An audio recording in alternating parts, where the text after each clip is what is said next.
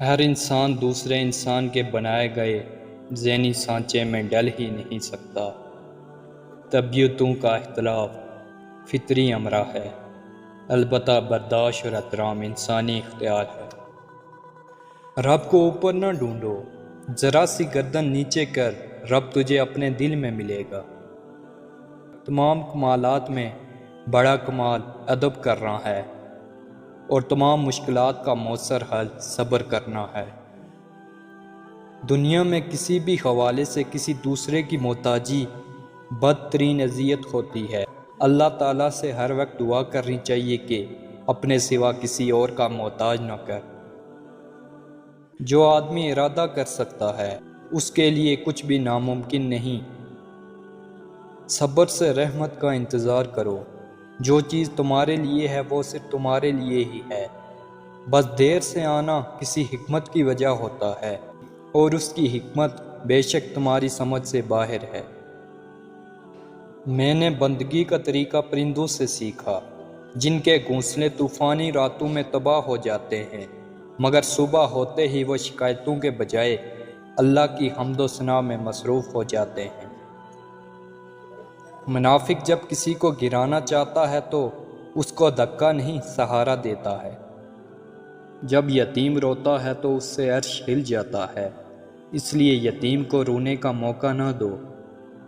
اے اللہ، مجھے آنے والے بہترین دن عطا فرما، اور میرے نصیب میں ایسا لکھ دے کہ جس سے میرا دل خوش ہو۔ میری تمناؤں کو پورا فرما، مجھے ذہنی سکون عطا کر، اور میرے معاملات کو آسان کر دے۔ آمین ثم آمین یا رب العالمین۔ یہ جو دکھ ہوتے ہیں نا، یہ بہت ضروری ہوتے ہیں۔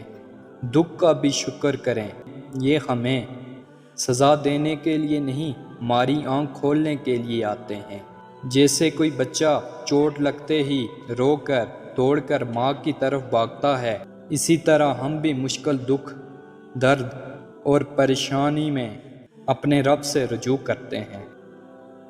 زندگی میں سب کو سب کچھ نہیں مل جاتا، کبھی کبھی بہت کچھ ادھورا ہی رہ جاتا ہے۔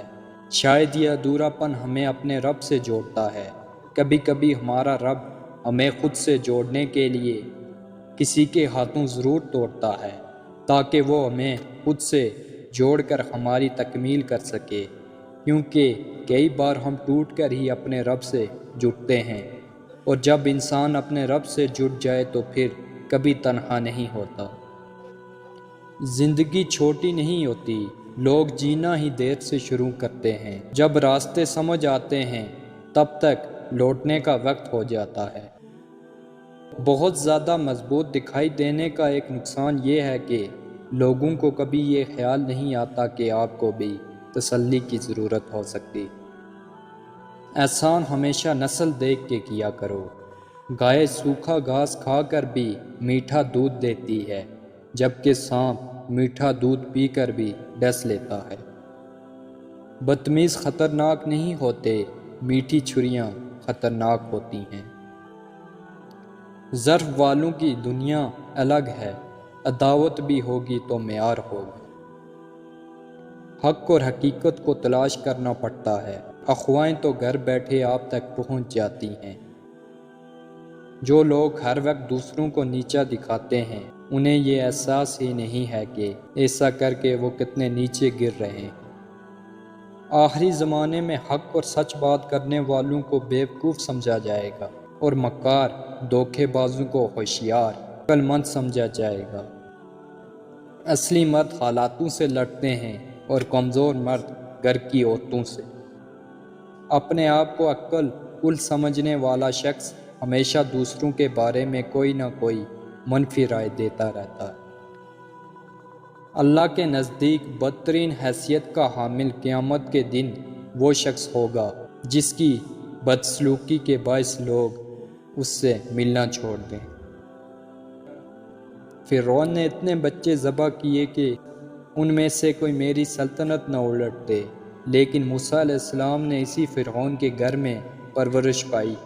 مطلب اللہ کا جو فیصلہ ہے وہ اٹل ہے، انسان جتنی مرضی عقل دوڑا لے سب بیکار ہے۔ بعض رشتے ہماری برداشت کی وجہ سے قائم ہوتے ہیں، اور ایسے رشتے اس وقت تک قائم رہتے ہیں جب تک ہمارے اندر برداشت کی طاقت موجود رہتی ہے۔